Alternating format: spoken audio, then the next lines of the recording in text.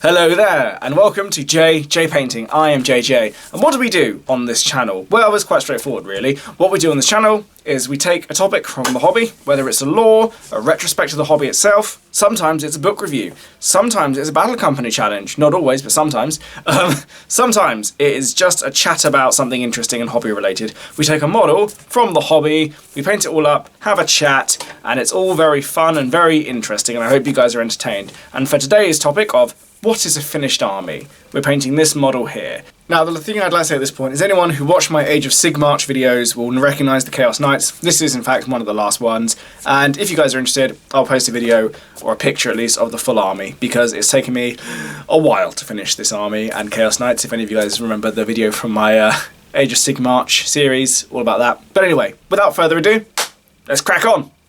Now, this is a really subjective topic, and depending entirely on who you talk to, you may get very, very different answers. But there are a few things that everyone has in common, and surprisingly, there are one or two definitive things that characterise this. So let's start with the things that people have in common when we talk about this. The one thing that people have in common, if not necessarily definitively states that an army is finished, is that you will always have a point where the list is finished.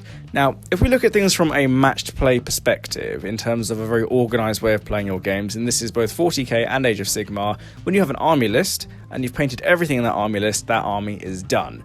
And that army list will then be done for the duration that army list is valid. Now, as we all know, from edition to edition, from year to year, from codex to codex, or battle tome to battle tome, points change. Entire units can appear and disappear. So it's very rare in that respect for it to be fixed as one thing. Now, in this kind of way of thinking, what you'll very quickly see is that an army list will be a finished army when that army list is fully painted for a very limited period. It could be a few years, but it could only be a few months depending entirely on when it's done. But that's one thing which most people would characterise as being finished, and that is a finished army list. It's a very organised way of finishing something. You have a list of models and you paint them, obviously, and once they're all finished, it's done. It's a very tidy way of doing it, but it's not a fixed way of doing it.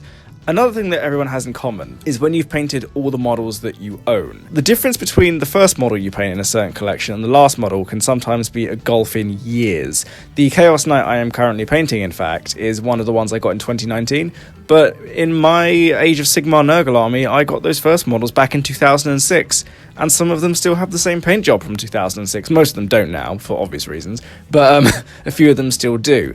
And in this respect, that means that this army has taken me nearly 15 years to complete, for want of a better word. But every model in the collection is now finished. I have no outstanding models, unless I add models to them. Now, in terms of a good tabletop army, I can't imagine having to add too much more to it in the coming years, unless I want to give myself some more options. But that's entirely down to me. And then this brings me on to my next point in terms of common ground, and not necessarily definitive stuff, but an army to some people is also finished when you have units that are finished.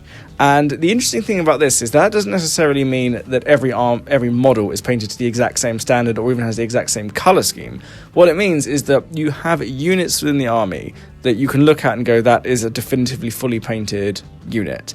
Now, depending entirely on how you feel about your own standards of painting or how much time you're willing to put into your own painting, that can be a very different thing in and of itself. So some people will just dry brush or just use contrast or do very basic things and not pick out all the details. But other people will go the whole hog and pick out every single detail on every single model. And both approaches, I think, are perfectly fine. But this is one of the things where different things can mean different things to different people. Some people will look at some units and say they're not finished because all the details haven't been picked out. Some people will look at them and say they are.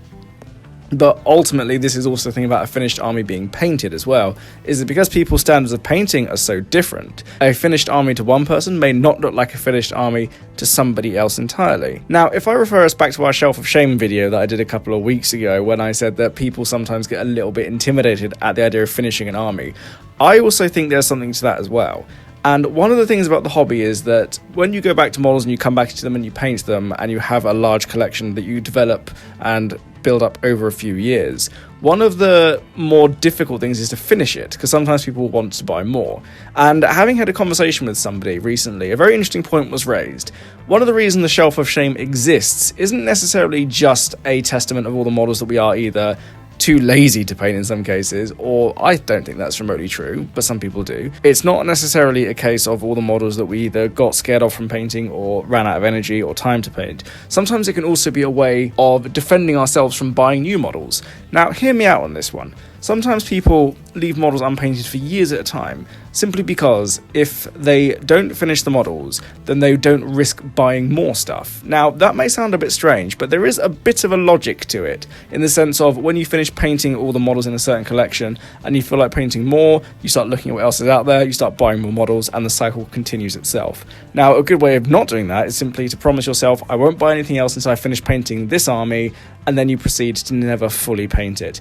Even if these are units that you don't necessarily use or have a regular slot in your army, it's still a way of certain people, psychologically if nothing else, stopping themselves from spending too much money on new models, especially when they don't think they're going to paint them anyway. And to be fair, if you don't think you're going to have the time to start painting X number of models, then you will almost certainly not want to start buying new models just to add to the pile. Some people do, but each to their own in that respect. Those are all the things that some people have in common in terms of what does and doesn't constitute a finished army. Just to add to this as well, so far we're talking about painting. We're talking entirely about everything being built, sprayed, and painted. But there's another way of looking at this as well, and that's concepts, ideas. And this is a bit more abstract, but it's one thing which I do think fuels a lot of people's engagement with the hobby. And what it is going, in your mind, you see your army being a certain way, or you imagine the models being a certain way, or the play style being a certain way. And it's very easy to think in that respect, that especially when you're playing the game regularly, that your army will be able to do certain things. And this is where you get the trial and error thing of you play games, even if it's with your friend or at a tournament, some units work, some units don't, some things stay, some things go. And this gets on to the next point, which leads on a little bit from that army list being finished, fully painted, is that after certain games or after a certain period of time, you may realise that certain units don't actually work for you, or that at the very least they don't necessarily fit with what you wanted to do, or it doesn't quite fit with the overall concept that your army works with. Sometimes things look better on paper than they actually end up manifesting on the board. This is quite common. Things with very powerful looking stat charts or loadouts can sometimes disappoint on the battlefield, simply because it doesn't gel with the rest of the army, or it doesn't play the way you like, or there's something about it which just doesn't quite match up with the way you want to use it. So sometimes that means those models can be taken out and others can be put in. You see this quite a lot actually. You see this just on both systems, so there's no reason to start going in to armies where this happens all the time, but it's quite common. You will often see it, especially when an army list has remained the same for a couple of years in some cases. But I also have army lists that I've seen stay exactly the same for almost decades with only minor tweaks, but the core of the list remains the same. I have one of those in my Space Marine army. But this is the other thing, is that army list then changes. It evolves, it adapts. The concept of the army list that the player wanted hasn't been fully realised yet. That obviously may require him to buy, spray, build and paint new models and new units, but in some respects that would also mean that the army list itself, the army for want of a better word, wasn't finished, even though every model in that army was, because the concept wasn't fully realised. It was still a work in progress, but he had to take out certain parts of it, or she, to put other things in to make it work the way they wanted to. And that's one of the other interesting definitions of a finished army, that it's more of an evolving and revolving process, that an army is only ever finished for that point and for that time. And this leads me on to the definitive part. One of the things that everyone can definitively agree on what a finished army is something they don't have. Now that sounds really strange to say out loud, but it's completely understandable.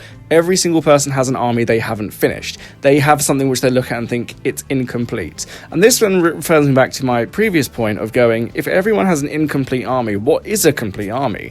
And I think if I refer to the point I was just making about concepts, and then expand on that idea a little bit more, is that the concept of a finished army is something that you can play consistently without changing for an extended period of time.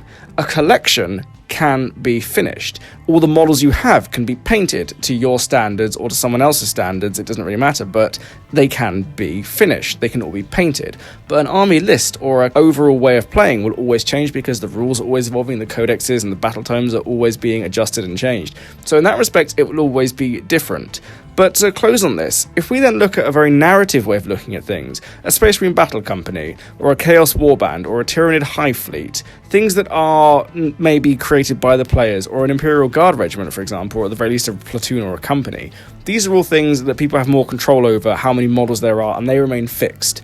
They remain a lot more central and a lot more static in terms of what is a Space Marine Battle Company, what is a platoon, what is a Storm Host. Those things have structure to them.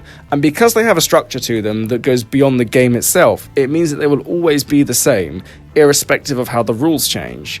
So to then think about how you can have a finished army, you almost have to have something fixed in your mind as to what you'd call a finished army, even if the army lists are never fixed and are never finished. You have the models you want, you swap models in and out of the army lists, you have multiple army lists in some cases that you can choose from random. But as long as every single model within that thing that is personal to you, whether that be a chapter, a storm host, a witch coven, a cabal, or whatever, as long as all those models in there are fully painted to your standards and the way you want them, you will have a finished army, irrespective of if the army lists always need to change. Now, let me know what you guys think about all of this and what you think about a finished army list. Do you agree with me? Do you think an army list is only ever going to be a moving concept? Do you think you can have a finished army and a finished army list and it would never have to change again? Let me know your thoughts below. I look forward to hearing from you. So, there we have it, a very philosophical video today, all about what constitutes a finished army. But let me know your thoughts below, and if you agree or if you disagree. I'm interested to know what you guys think on this one. So, whilst you're down there, like, subscribe, all that good YouTube chilly stuff. You all know what it is by this point. Thank you all very much for watching. I post my videos on Fridays and a day in the week, and I will thank you all very much for watching. Goodbye, and have a lovely day.